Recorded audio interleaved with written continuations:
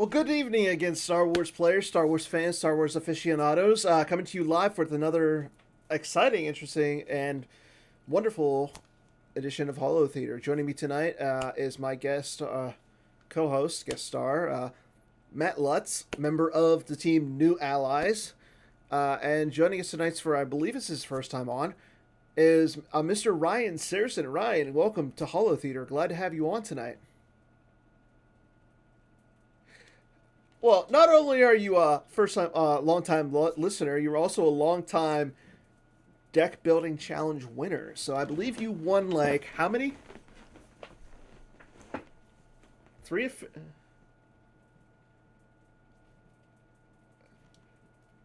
Well, it's more along the lines of I like seeing people win, but I wanted others to join as well. Because I will say this: in the last few weeks, it's been either you or David Woods. Neck on this week's challenge with the demo objectives. Yeah. So Right. I'm sorry we had a little bit of a technical difficulty. I forgot to click a button to unmute Ryan and Matt. So again, Oh, we were saying Oh, that Ryan is a longtime listener, first time caller. However, he has won a lot of the deck building challenges. So I'm just gonna put this out there right now. Anybody who can win the next deck building challenge, please do before Ryan. I like to see people win, but I'm sorry, Ryan, you're just getting boring. that's fine. I'll sit down or I'll give everyone a head start. How about that? That works too, that's fair. but okay, so You should give us all 24 hours. at Yeah, or 24 something or hours, something I'm else. thinking like 48 hours, but If it's that's not just done me. by Monday, I'll try it. How about that? That's fair. That's fair. So again, Ryan, you've been part of the group for a while. How long have you been playing? For those who are So interested. really, only in the past couple of years. Back in the '90s, I had a small group of guys that we collected and played kitchen table Mm-hmm. games, middle school and stuff. Nothing official, no tournament scenes or anything. And then I kind of just more collected for a few years Mm-hmm. and then kind of fell out of it. And then 2017, I think it was, right after Rogue One came out. For Okay. some reason, that movie just kind of reminded me of Rebels versus Stormtroopers, and Right. I thought, I wonder what happened to that game. And I picked up a two-player set off Mm-hmm. eBay, and I was just going to start collecting again. That was my goal. And then Gemp was picking up steam around that same Mm-hmm. time. Didn't have all the cards, but it had a healthy amount. And then I just started, playing around with that, learning virtual cards, and the rest is kind of history from there. So yeah, it's Mm-hmm. been about 3 years. Okay. So what? So you said like Rogue One. So you've been playing on Gemp for a while. Then I know Yeah. you've come to a lot of the events. So I mean, you played in what Endor. I want to say you played at. I want to say you played at Worlds. Not No last. worlds. No So Worlds. when I came back, it was only on Gemp, and then I was living in Northern California at the time, and Mm-hmm. one of the guys out there, Austin Madison Munchanka, Right. you've had him before. He was putting together some events, and I found out either by the forums or Reddit. I can't remember which one. So I joined that play group, and we did a bunch of in-person events. And then Endor 2019 Mm-hmm. was my first major when I actually took the leap and decided to And play with the. you did rather well at that one, if I remember correctly. Right. Did you make a top eight? I did. So I only brought two decks.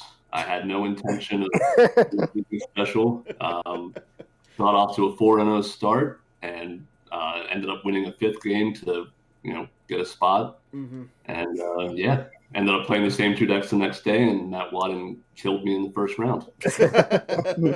He does that a lot. That It was happens. fun to make It it though. does. So So again, you said that you were part of the North Cal League and part of that with Austin, Madison, Munchaka, all those group. How did you like that league? It's a lot of fun. Austin brings a lot to the table in terms of just the themes and the different formats we do, story building. We do custom characters and Mm-hmm. some custom cards on the side. So there's always something interesting going on, and it's more than just bringing cardboard to the table, and it's been a lot of Mm-hmm. fun. that's good. So Ryan, a question for you. If you remember back when you had kitchen table games, this is something I've asked either had myself asked, or like when Kendall and I interviewed Mark Walseth. Do you remember any just crazy rules or kitchen house rules that you played with back when you first started the game that you know are just completely bonkers now? I know for sure that we ignored attrition. We didn't know what the hell it was. We couldn't figure it out. And a lot of our games were actually during school. Like we would bring our decks to school and we would play at lunch. Everyone else would go out for recess and we'd have like 20 minutes just cram in. Like I think we probably played with like 30 card decks, 40 card decks. None of them were very good, but it was fun. Right. Well, good. So you're back in Pennsylvania? Yes. Yeah, I moved back to Pennsylvania back in May. Picked some good timing with everything going on. Not really. But yeah, got settled in. So now I'm technically in the Coruscant League. So I played in that first online event last month. Second event just started this past week. And looking forward to actually maybe seeing those guys in person sometime soon. And we're all crossing our fingers for that kind of stuff. Yeah. And so you're playing in the Coruscant League. So who's in that league? Like, I think that's the Greg Shaw, Chris Gogolin, Bill Kafer. It's Shaw, it's Chris Kelly, it's Gogolin, Jared Napolitano. It's just like an all-stars league, it feels like. It's just no disrespect to the New York Cal guys, but it's just like... And how are you doing in that league? I did end up winning the first event, which was Java format. And, CCT is just kind of my bread and butter right now. Right. And then I went with 12 card There Is Good in Him for light side. Okay. Which I kind of stole Matt Wadden's list from, I think it was the NPC. Right. This current event is open format, and I lost the first game to Jared. So game 2 is against Chris Kelly. I got to schedule that sometime in the next couple days. So hopefully I'll bounce back. Well, just to let you know, Chris Kelly is in the chat. Do you have any words to say to our 2019 NPC champion? Not really. I would tell him to hurry up and get set 13 out so I can stop playing ISB. And you know what? I think a lot of people had the same thing to say to Chris. So I know one thing. Speaking of set 13, this is actually a really good segue. Chris actually presented us with a spoiler for tonight. So do we want to give it to them now, or do we want to make him wait? I don't know what it is, so I'm kind of curious. Let's. Are we doing both of them here, Dan? Yes. We will present both of them. Let's do the light side first. We have to give both at the same time. Okay, that's fine. I don't have the Twitch stream set up watching, so go ahead. I know Chris sent it over to us, but let me make sure I can find it. Oh yes, so okay, so we're gonna announce a spoiler. This is gonna be one for each side. Just to let everybody know, you're getting 2 new defensive shields. Your spoilers for today are Clumsy and Stupid, which is going to be You Have Failed Me for the Last Time, and Failure at the Cave. So the light side one says, Play on Table. Opponents' undercover spies are immune to Never Yarnal. Field promotion is canceled if it's on Ozzel or opponent's maintenance cost card. And I think the part that everybody's going to be happy about, if Monarch just revealed your hand, you may place up to 2 cards in your use pile. Whereas the dark side one says, Play on Table. Opponent's undercover spies are immune to double agent.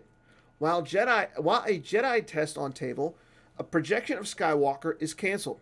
If Grimtash just revealed your hand, you may place up to 2 cards in your use pile. Okay. So Chris picked these on purpose, didn't he? He waited until there were 2 Mind What You Have Learned players on, and then he gave us the anti-Mind What You Have Learned shield. You know what? He did. I actually see that now. He did comment to us that he expects, fire and brimstone to rain down upon him. But I think that let's look at it in a positive light. It's 2 more slots to fight against entanglements. And it's fair. To be honest, Jedi testing being able to drop a drain to 0 was never a good thing. It's right. Yeah. I mean, okay, so I kind of like the anti-helper for Monarch and Grimtosh. I mean, I like the idea of putting the 2 cards back. It does. I mean, you're using that's the lost version of it. Right. So and you've got to have it on the table preemptively. True. And so I like that. I also like the idea of field promotion getting a knockdown, especially on the garrisons. So I like that. So I think the bigger thing for me is I don't like the Jedi test thing. I don't like that at all. I like Jedi testing. I think it does help Jedi testing because early on you're going to lose a lot of cards. So if that's the case, then I say give us back the old Yoda where you could retrieve 3 when you complete. But overall, I mean, they're good defensive shields. We're looking at problems that are in the meta right now, and we're alleviating them. Now, I know Jedi testing doesn't really see play outside of like the Jawa format. So fair. Right. Is fair. It is kind of fair. But, yeah, I mean, when I do like getting the 2 slots back, because then it can kind of tech for worse matchups, like right, combo or something like that. But yeah, because I think a lot of the times that second turn with Mind Your Learn is you activate 3, use Walkman to get a projection, and then go from there. I mean, I don't care for this shield at all, but I understand why it exists. If only because of the video evidence of Scott playing Mike Turner at the NPC earlier this year. Oh yeah, it just means that we didn't make a shield busting build. Right. Which throw in the box and pod racing. We'll figure something out. You know what? I'm going to say this. I literally just played Scott the other night in an open league format. That's dangerous. Oh, you have no idea. Because 1, Scott was playing Sabak in his deck. And 2, he was playing another very annoying card. Torturing. Yeah. Nice. So basically, I was playing No Idea and was peeling 4 cards every time he played the card. I see nothing wrong with that. I do. But that's besides the point. I agree with the chat. I agree with Jared and I agree with Bill. Undercover Spies have had a huge advantage again, being able to play the Never Yarnals. That part I definitely like. That part I like. When you have a U3PO or an Erica playing Never Yarnal to get rid of Corn Horn, there's a little bit of a problem there. Yeah. Prophet being able to put U3PO under or C3PO undercover and then double agent Probot. Yeah. So that's a good. That's fine. Yeah, I do like how these are proactive shields too. You got to have them on the table before the event happens. Yes, 100%. And I mean, you can even especially catch the Monarch or Grimtosh because you could see it maybe get it in the hand with Escape Pod combo or Masterful Move combo. And then if you are concerned about a Grimtosh lost, you could then pull the shield. Yeah. I, for one, am not in the camp that thinks these cards should be burned like one Matt Wadden. But I have no issue with shielding the lost function. I understand the argument for why people think that is NPE. So I agree. Now I will say this: if we changed Grimtoss to Gritty, you think Matt would have a problem with it? Don't know. I'm just putting it out there. I mean, won't know until you try. That's 100% true. So yeah, look for those are 2 new set 13 cards. So look out for those whenever Chris Kelly gets them out to us. I think as always, the disclaimer: text could change. It's not final, etc., etc. And now we've got to find a way to shield bus with what you've learned, and somehow, Ryan, you've got to play Chris Kelly in your league now. I do, yeah. There you go. Yeah, okay. There you go. And I think I am playing Mike's side actually. So does he know how to play entanglements? You will find out. You know what? I'm going to say this, props to Chris Kelly, because I have been under the camp of making fun of him as only a Luke Skywalker player. He's been playing a lot of different decks. And so I will tip my hat to Mr. Chris Kelly for his innovative strategy. However, I can safely say that I will always call him a Luke Skywalker fanboy. So nothing wrong with that. I am expecting him to play as many Luke Skywalkers as he can.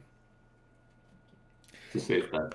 So Ryan, you've come back. You said you came back into the game after Rogue One. So so you came back, I want to say it was like early 2017. So it was kind of like after the reset. It was definitely after the reset, after a few of the sets have come out. Are there any cards that particularly stand out since the reset that you like, that you don't like, or deck wise? What do you like to play? I can't think of much that I don't like playing against. I've never really been a fan of control decks, which I think a lot of people echo. Mm-hmm. It's just not really my play style, although this new CCT build that's been going around, which is more of a control deck than a bowling deck, has been a lot of fun to play. And obviously mine, what you have learned, is kind of a pet deck. We've all got our pet bad decks. Yeah.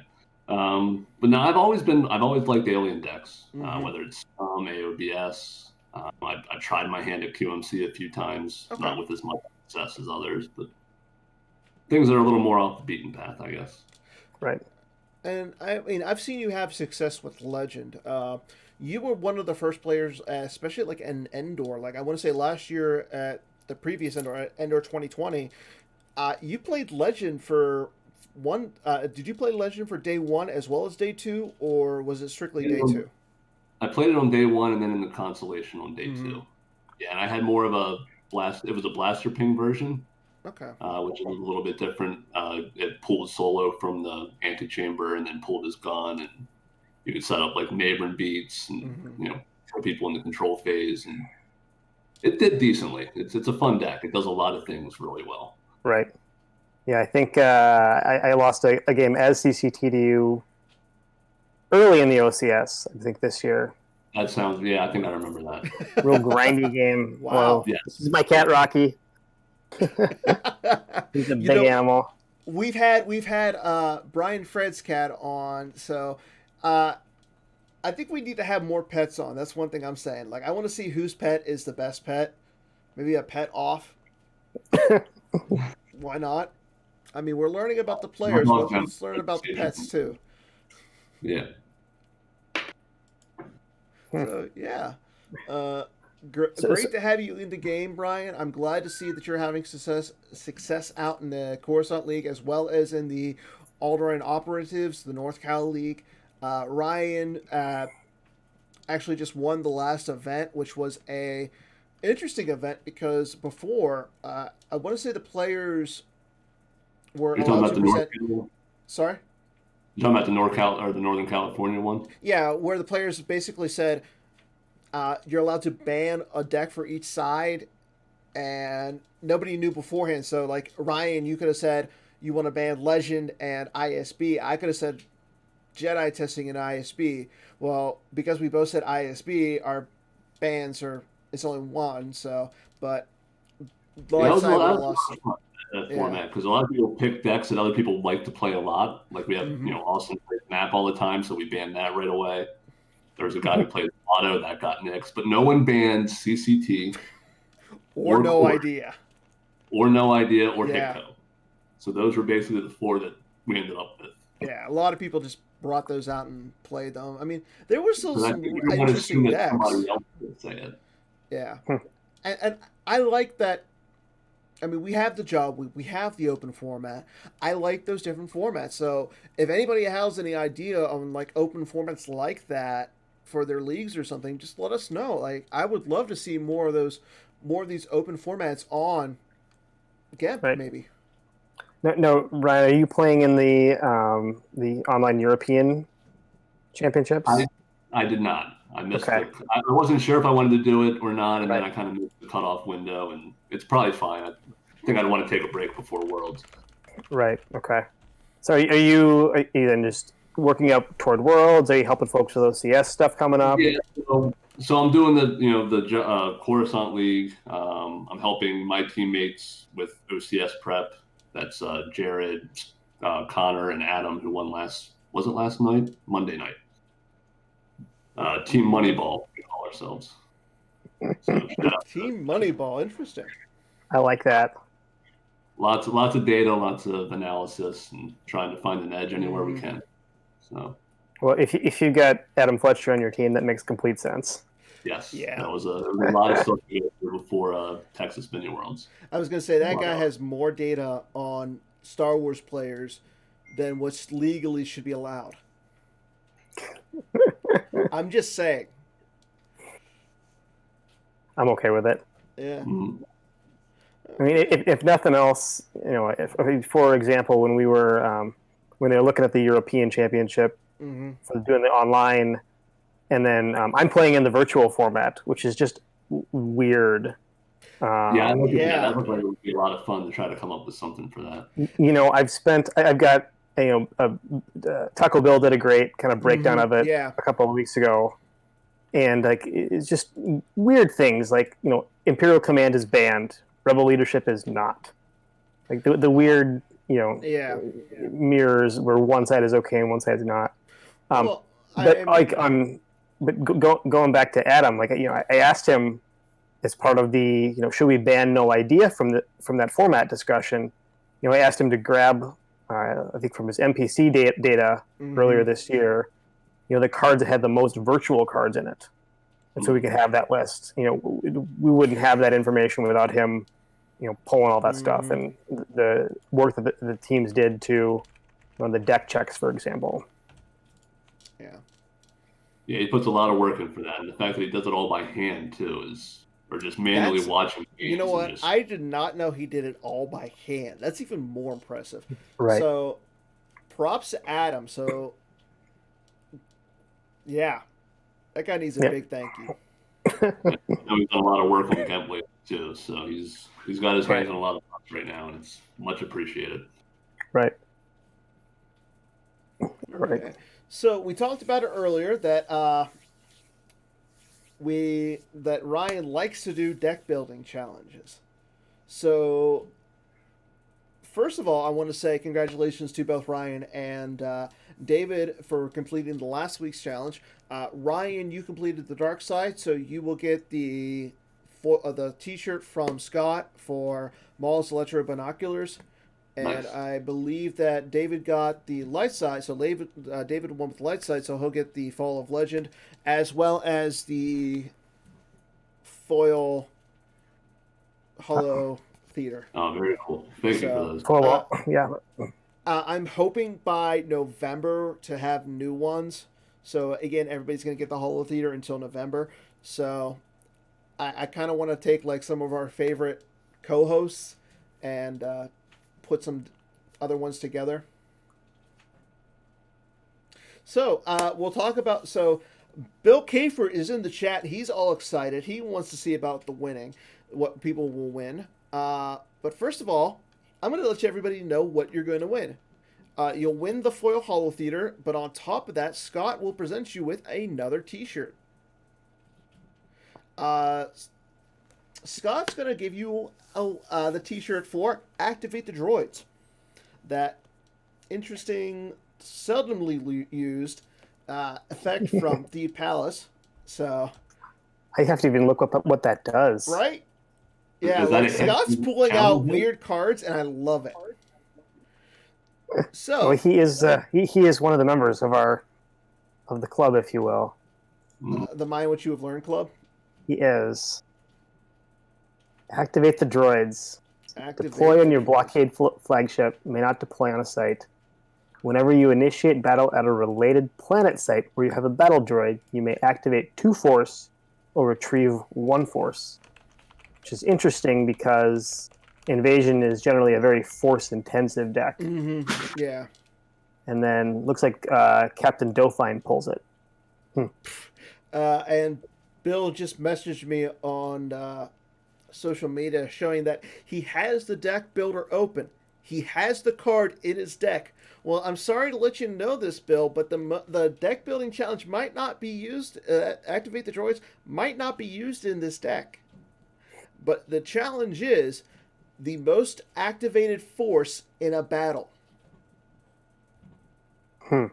So I'm just going to throw out a card that might be helpful for this. Careful planning. Oh, this is right up Gemp Tom's Watch Your Step list. So there's that. Other cards that might be interested. Again, yeah, activate the droids possible. You could see the 5d6 as we saw Greg just play in the Texas Mini Worlds Finals. He had the droid out, so there was that. Another one is You Swindled Me. So cards like that. So we want to see you activate force in the battle.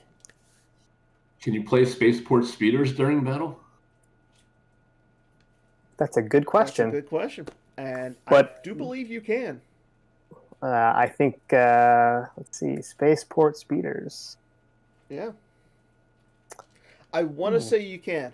So, again, the winner of this will receive the foil Holotheatre as well as the Activate the Droids t-shirt from Scott. Let everybody know this starts right after this show. So as soon as this show is finished, I will be putting the forum post onto the forums for everybody to be able to post their stuff. Do you have to win the game too? You have to win the game. Okay. I thought so. Actually, no. You don't have to win the game. It's just so what we need to see is how much force you activate. So take a screenshot, or something like that, and post a game link. And you know what? Submit the decks as well. Yeah. I know that we asked Ryan and Dave to post their decks last week. I'm going to see if we can get those coded into GEMP as possible demo decks. So we talked about that. Yeah, Connor and B. Fred could actually win this because they will be playing right after this. So if one of them does it during the game, post the game link. And then we'll go from there. I want to see the game log there where it shows the number of force that you've activated in battle right there. Yeah, that's the other thing. Another card for the light side that is pretty good, that might be helpful in this match, is Shiru. You activate everything, you use everything in the battle. Recirculate. Then you recirculate. He's key to the Pittsburgh Speeders profit deck from the NPC. Remember, Chirrut has game text for that. So interesting. Yeah. So again, this is a Scott challenge. So we shall see. Yeah. So as soon as this show is over, I will post the forum. Go ahead, post it on there. Bill, if you get it done beforehand, props to you, man. You earned the shirt. I'll tell you that. Ryan, I will not ban you from this. So if you want to have a collection of shirts, go ahead. I'll give it a shot. There you go. Okay. So I think we skipped it over. I know we normally go in like a little set of an order, but you know what? I figured out, hey, let's skip some things for now. So we're going to go into Swing and a Miss. Again, this is going to be specifically for Ryan because he's our guest. And Scott had a few questions for you. Oh, good. Okay, Swing and a Miss or It's a Hit. Ryan, do you feel bad about not asking Scott to be a part of the New Allies? I'm not a part of the New Allies. Or maybe he's thinking Moneyball. Moneyball. I would be happy to have Scott. I have to talk with the other guys, but I think he would have some great ideas for us. Okay. So, do you feel bad? I'll say it's a hit. I feel a little bad. I'm going to say it's a miss. Swing and a miss. And the other reason I think, because I think you want to be your team members' go-to Jedi testing guy. Oh, I'm the Jedi. Yeah, I guess if we actually wanted to play Jedi testing competitively. I mean, I could see like you playing it. I could see maybe Connor playing it. Jared, maybe not so much because I only see Jared playing good decks. I will say there was a point of time where Connor was playing Hoth Walkers a lot. Mm-hmm. That is true. For games, and I would let him learn, and I think he hated me for a while. I know Connor has issues with dark side decks. He doesn't like ISB. I know that he kind of likes Court. He's really big on Hunt Down. So Connor's one of those like anti-meta dark players, but he's also like a really, really good no idea player. So I don't think he likes the changes to new idea. We'll see. We'll find out. What do you think, Matt? For swing and a miss, or it's a hit. Yeah, I like Ryan's. It's a hit, but just a little bit. Because I'm still part of Mind What You Have Learned Club, so if I do want to get off Scott, I still have that option. Yeah, too. That's kind of the pet bad decks plus Scott's ideas. Yeah, I'm kind of going down the beef red road of being in too many teams. So yeah, that's fair. Okay, so our next question again kind of revolves around Scott, and this one actually talks about Jedi testing. So, swing and a miss, or it's a hit. Are you happy being? Were you happy when Scott busted out Jedi testing in the usual ways for the Set 13 testing? Set 13 testing? Yeah, he played it during Set 13 testing. Apparently, I know what you're talking about. I don't want to give away anything. That's too much. fair. Yeah, and I'm not happy when I saw the deck that he had built. Wait, you were happy? I was not. I mean, I was happy to see him do testing in an unusual way. I wasn't happy to play against it. Mm-hmm. That's fair. I don't know if it's even possible anymore. I think that was, I don't know. I don't want to say too much. Yeah. That's fair. And I think I know what you're talking about. So I'm going to say it's a miss. If Scott was able to do that, everybody who plays Star Wars CCG would be mad at him.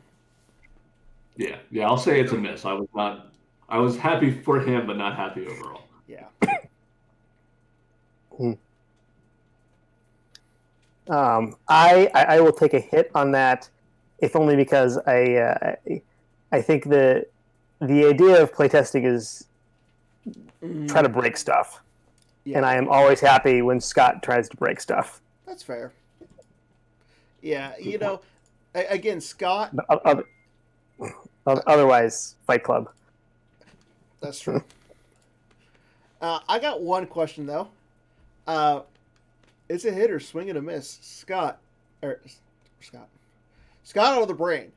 Ryan, are you the best Mind What You Have Learned player in the Mind What You Have Learned club? No, miss. No, that's a miss. Watching Scott play it in the NPC, I mean, I can't beat that. Okay. Okay, so I think that's all we got for the swing and a miss. Scott had some others. We have a lot of other stuff going on. Let's see. We also have Should we do lore challenge? I think we save that for the last. Okay. That's my favorite part because Ryan's kind of a newbie, so this is kind of unfair. But he does know his cards. He does. He's been back in the game 6 months longer than I have. So wow, if he's a newbie, then I am too. You know what? We'll I'm see just how going to say this. Me and Lenny practiced this a bit at Endor this past January. I will say this. Trying to read lore off to each other and see if we could guess the cards. So that's fair. We'll see how I've been playing regularly since Reflections 2 came out, and I'm nowhere at the level of you guys, and this just makes me sad. I'm just saying. Hey, you've won a couple of our events.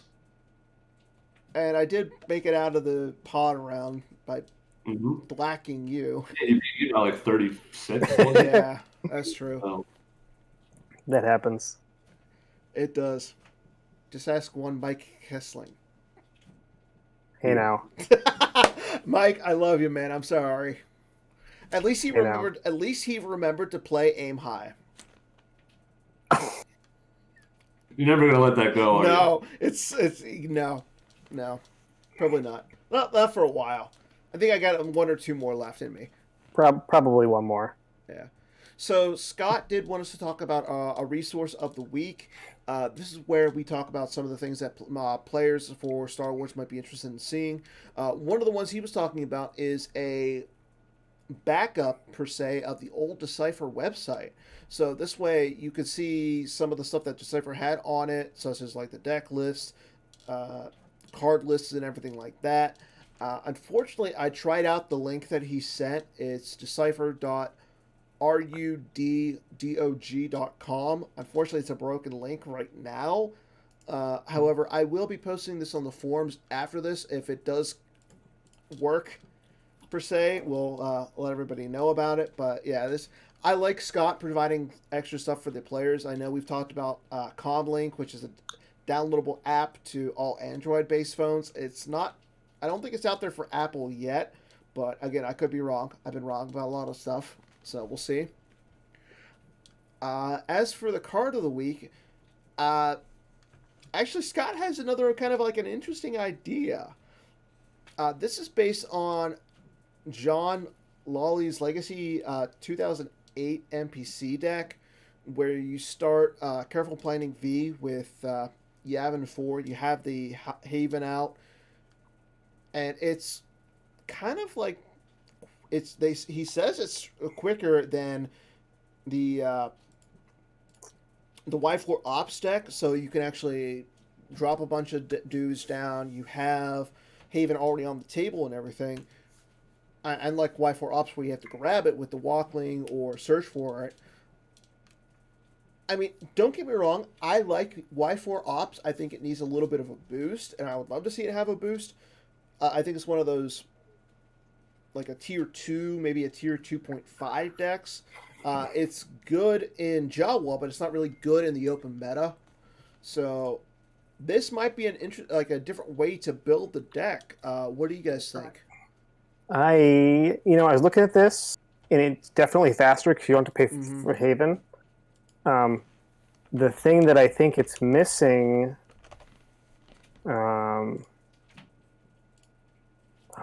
let's see. You're missing Restore Freedom to start. Mm-hmm.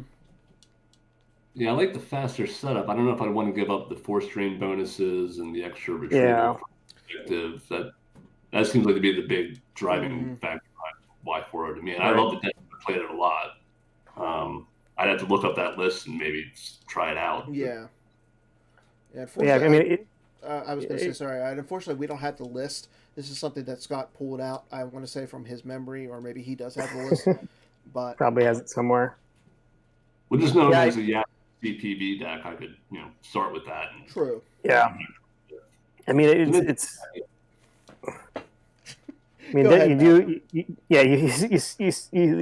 keep the 3 from Walkling, and I guess as long as you're not facing something that can go to space right away, he's just kind of asking for it, and maybe that's what you want because it draws the opponent in right to that spot.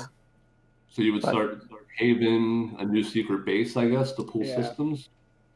Because that's one of the things is like with the Y4 objective, you only have to pay 1 for the system. I mean, a new secret base V does give you when you drain at a system, you get to draw the card of your reserve deck. Right.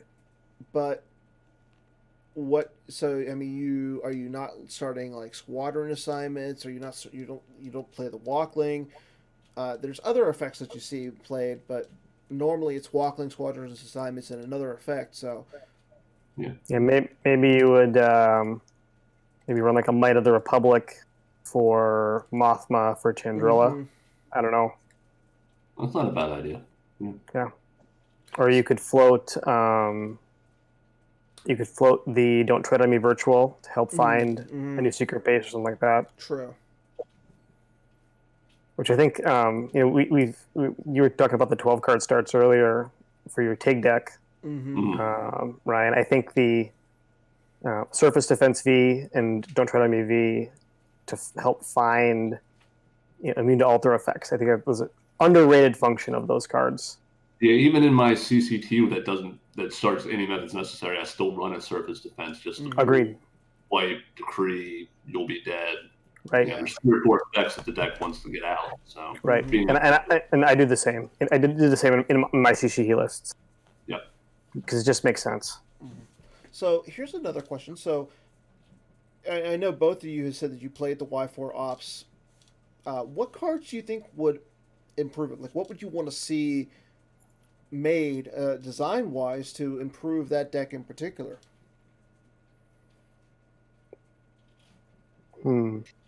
Well, I know there's a couple of lists floating around there, like in the Jawa format. Like I think Ryder on Jump. I think he's Berm on the forums. He played that in like the All Foils League. He's got a couple of lists out there.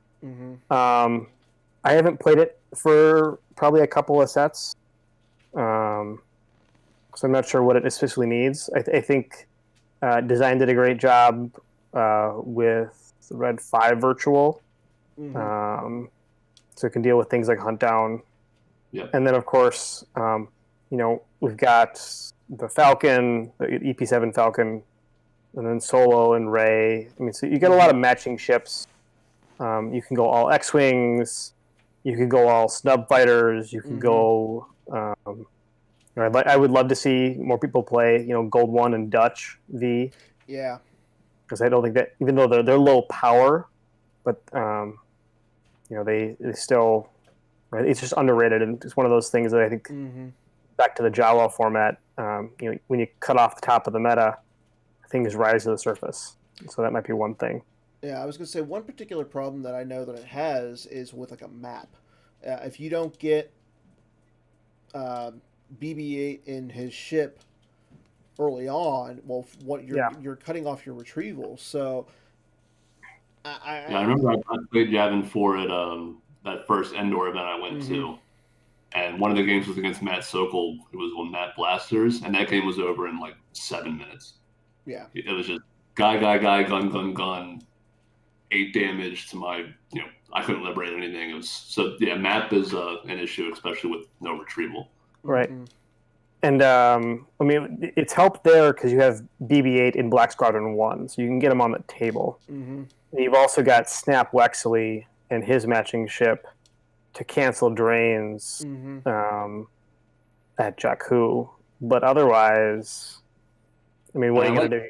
Too, for the forfeit reduction, because that's a big ISB core. I'd almost like to see that on like a ship and a pilot that you could get out easier than having to find an EPP. Right.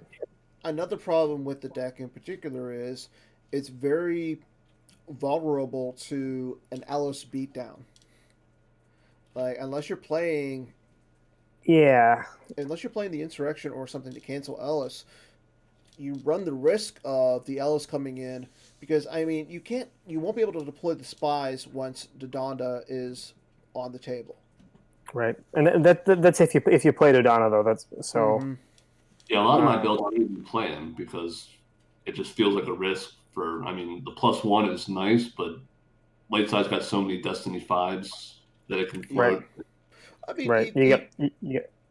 Go ahead. I was going to say, not only does he give you the +1, but at the same time he can pull like a Y-wing, so you could pull the Dutch, or you could pull the green or the Gold Squadron 1. Yeah, that was a concern, and wasting or spending a starting slot on Insurrection. The deck's got other things it wants to run. So. Right. It's Wackling and Squassin, and then whatever the other heck you need. Yeah. Whether that's I don't even know. Using Insurrection for the forfeit bonus. Right. On the guys, and then you can, like, I used to run the non-virtual original wedge. Oh, sure. Really? Which is like a Jedi civilians for the pilot, so he would like forfeit for 8, take him back in the hand, redeploy him next turn, pull the slip again. That's So interesting. there's some neat stuff you can do with insurrection. Yeah. Jared actually just pointed out in the chat, maybe a matching ship for Tarn Meeson. No, Jared. You know what?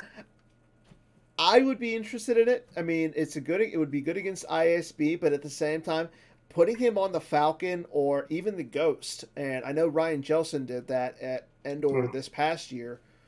So there are If the weapons can't deploy on. Yeah. So no snub fighters. Make him deploy on the Queen's Royal Starship. That's what you get. Yep. Yeah, you can ship dock him onto something else later if you want. Right. That's fair. Okay, so yeah, I mean, I would love to see some more helpers for Y4 Ops. I like the idea of like a Rogue Squadron deck. I've been a big fan of Rogue Squadron since it's from the video games, I would say, even the books and stuff. So that would be good. Okay, so I think it's time to do at least my favorite part of the show now. So, Ryan, are you currently watching? I am. Let me close that. Yes, please. Okay. So, are you familiar with the lore challenge? I am. Okay, so again, just for those who are watching and don't know, if this is your first time, the lore challenge is basically, I'm going to present Ryan with a card. I will tell him what side it is and what type of card it is. I will not give him what set, what destiny, or anything else. Then we will read the lore to him. He will have a chance to guess the card. I like giving my guest 2 guesses. What do you say, Matt? I have looked at what it is, so where'd that go?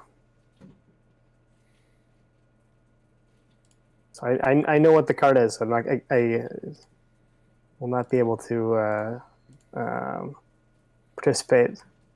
Well, I was going to say, should we give him 2 chances? 2 chances? You can give him 3. I don't think he's going to get this. Ooh, I like the confidence in my co-host. You know what? I'll stick with 2. Okay. Ryan seems like he's a smart guy, evident by the hat that he's wearing. Ouch. I mean, you are doing well in the Fantasy Football League. I'm just going to say that. Who, me? Yeah. I was. Then my team kind of... You're doing better than I am. Fair. Yeah. Okay. But we're not talking about fantasy football. We're doing a lore challenge. So I'm going to now display the card. Your card is on display for everyone else to see but you. Your card is a light side alien. Okay. The lore of your card. From an ancient civilization, pacifists. Those who commit acts of violence are banished from their home planet. Kinyen. Organized peaceful protest against the Empire. And let me know if you want me to read the lore or anything else on it again. Is it the Bomar monk? No, unfortunately, it's not. You get one more chance. You're on the right track. I'll give you that much, because that is an alien. Okay, read it again. From an ancient civilization, pacifists, those who commit acts of violence, are banished from their home planet, Kinyen. Organized peaceful protests against the Empire.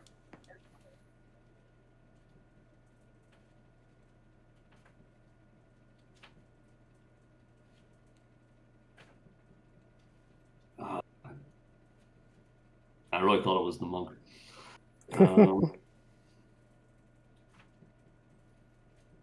That was a good guess. That was a good guess. It's a pacifist.